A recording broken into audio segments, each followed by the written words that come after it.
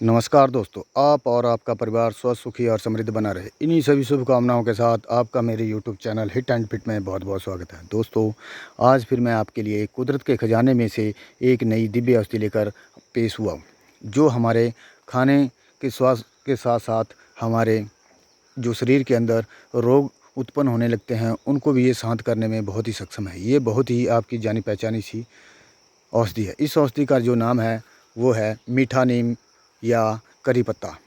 ये बहुत ही सरल और सुलभ हर जगह आपको मिल जाएगा। ज़्यादातर ये हिमालय के क्षेत्रों में बहुत बहुत मात्रा में पाया जाता है और बाकी जगह पे भी कहीं कहीं इसको देखने में मिल जाता है ये।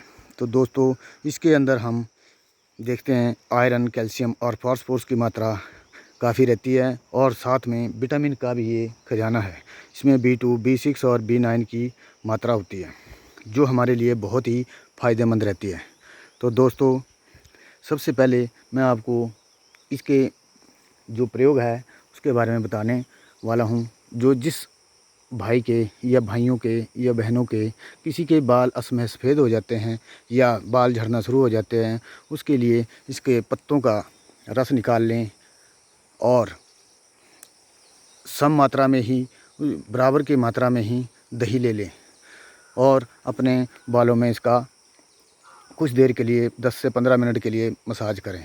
तो आप देखेंगे कि आपके बाल झड़ना रुक जाएंगे और जिसके बाल असमय सफ़ेद हो जाते हैं वो भी इसका वैसे ही लेप लगा अपने सिर में इसका मालिश कर लें और इसके कुछ पत्ते आप खा लिया करें सुबह सुबह खाली पेट, तो भी आपको बहुत जल्दी ही बहुत आराम मिल जाएगा। तो दोस्तों, जो इसका अगला है प्रयोग है वो है पाचन के लिए। ये पाचन के लिए बहुत ही ज़बरदस्त औषधि है, ख़ासकर उन भाइयों के लिए जो ज़्यादा मदिरा का इस्तेमाल करते हैं। उनके लिए तो ये बहुत ही रामबाण की तरह काम करता है, क्योंकि इसका जो सबसे ज़्यादा इफ़ेक्ट रहता है वो लीवर के ऊपर रहता है।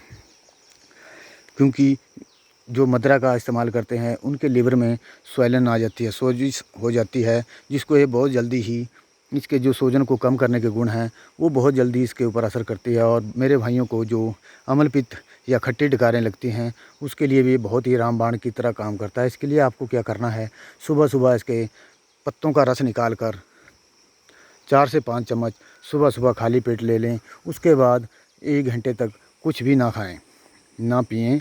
पानी पी सकते हैं थोड़ा इसके साथ, तो कोई प्रॉब्लम नहीं है। बाकी किसी चीज़ का इस्तेमाल ना करें। वज़न घटाने में भी ये काफ़ी फ़ायदेमंद रहा है। तो दोस्तों, वज़न घटाने के लिए भी इसका इस्तेमाल हम कर सकते हैं, क्योंकि अगर हमारे पेट की अग्नि प्रज्वलित होगी, तेज़ होगी, तो हमारा जो खाया पिया है वो पूर्णतः हमें पच जाएगा और ये चर्बी भी बढ़ने नहीं देगा। तो तीसरा, जो हमारे भाई हैं या बहनें हैं जिनको खून की कमी हो जाती है, उसके लिए एक अनुभूत प्रयोग और आपको बता रहा हूँ। इसके लिए आपको क्या करना है, 2 बादाम ले लें, 2 खजूर और इसके पत्ते भी ले सकते हैं या आप इसका रस भी ले सकते हैं। इसको सुबह सुबह खाली पेट ले लें तो आप देखेंगे कि आपके जो खून की कमी है वो बहुत जल्दी 5 से 6 दिन में पूरी हो जाएगी। और बीपी के लिए भी ये कुछ हद तक काम करता है। बीपी को भी हमारे नॉर्मल रखने में भी ये सहायक देखा गया है। और लीवर में भी आपको मैंने बता दिया है, लीवर के ऊपर तो इसके बहुत ही अच्छा प्रभाव देखा गया है। इसके अंदर टैनिन और कार्बाजोले एल्कालाइट होते हैं, जैसे तत्व विद्यमान रहते हैं, जिससे हमारे लीवर के लिए जो बहुत ही फ़ायदेमंद है। इन तत्वों में हेप्टो प्रोटेक्टिव गुण पाए जाते हैं, जो लीवर को बहुत ही स्वस्थ रखते हैं। और इसके जो हम आपको बता रहे हैं, इसका अगर आपको हरे पत्ते नहीं मिलते हैं तो उसके पत्तों को सुखाकर आप सुबह सुबह 2 या 3 ग्राम उसका पाउडर बना के आप ले सकते हैं और इसका पेस्ट लगाकर आप अपने चेहरे की सुंदरता को भी बहुत निखार सकते हैं। तो इसके लिए क्या करना है, आपको इसका जो पत्ते हैं इसको बारीक महीन पीसकर अपने चेहरे पर आधे से 10 से 15 मिनट के लिए चेहरे पे लगा रहने दें। उसके बाद इसको साफ़ पानी से धो लें, तो कुछ ही दिनों में आपके चेहरे के जो कील मुहासे हैं वो समस्या भी आप देखेंगे कि बहुत जल्दी समाप्त हो गई है। और इसके बीज, ये जो फल हैं ये खाने में भी बहुत स्वादिष्ट हैं और इसके जो फलों की खुशबू है वो भी बहुत मनमोहक होती है। और इसके अगर बीजों को हम खाते हैं तो ये बहुत मीठे और सुगंधित होते हैं। और जो इसके बीच में गुठली निकलती है, ये वाली गुठली निकल जाती है, ये इस प्रकार गुठली होती है। इसको अगर हम सुखा कर रख लेते हैं और इसका तेल निकालते हैं तो भी ये सौंदर्य प्रदानों में इसका इस्तेमाल किया जाता है। ये काफ़ी महंगा बिकता है। रक्त दोष में भी इसका बहुत ही फ़ायदेमंद प्रभाव देखा गया है। और जिसको अफारा या पेट दर्द होता है तो इसके पत्तों का काढ़ा बनाकर आप पी लें तो आपको बहुत ही जल्दी इसका फ़ायदा मिल जाएगा। भूख को बढ़ाने वाला है। भूख को अगर आप और ज़्यादा बढ़ाना चाहते हैं तो चाय में इसके पत्ते डालकर सुबह सुबह आप इसका इस्तेमाल कर सकते हैं। पेट के कीड़ों के लिए भी इसके पत्तों का रस 2 से 3 चम्मच अपनी उम्र और शरीर के लिहाज से इसके 2 से 3 चम्मच आप ले सकते हैं, जिससे आपके पेट के कीड़े भी मर जाएंगे। घाव के लिए भी ये बहुत ही अच्छा है। तो क्या करना है, इसके लिए इसके पत्तों का रस निकाल कर उस घाव से इसको धो दें तो जो हमारा इन्फेक्शन होने के ज़्यादा चांस रहते हैं। खासकर आजकल जो बरसात का मौसम है उसमें ये इन्फेक्शन नहीं होने देता है।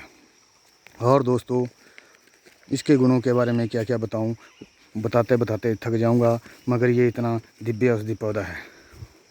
अम्लपित्त में भी इसका बहुत बढ़िया प्रभाव देखा गया है। अम्लपित्त में सुबह सुबह इसके पत्ते या इसका रस निकाल कर, स्वार्स निकाल कर 2-3 से 4 चम्मच आप लेंगे तो पेट की गैस के साथ साथ आपके पेट में जो अल्सर है उसको भी ये पूर्णतः समाप्त कर देता है। कुछ ही दिनों में आपको इसको इस्तेमाल करना है। अगर एक और दिव्य प्रयोग है, जो इस पेड़ की छाल है, ये देखें आप, इस पेड़ की छाल है, जो पेड़ है, टहनी है, इसकी छाल निकाल लेते हैं। अगर हमारे शरीर में अचानक से कई बार खुजली निकल जाती है, छोटे छोटे दाने निकल जाते हैं, उसके लिए हमने क्या करना है, इस पेड़ की छाल निकाल लेनी है। यहाँ से जो छाल निकाल लेनी है, बाहर वाली छाल, अंदर वाली लकड़ी नहीं चाहिए। उसको महीन बारीक पाउडर करके उसके बीच में थोड़ा सा पानी मिलाकर उसका पूरे शरीर में लेप लगा दें तो आपको 2 या 3 दिन में ही बहुत अप्रत्याशित लाभ मिलेगा।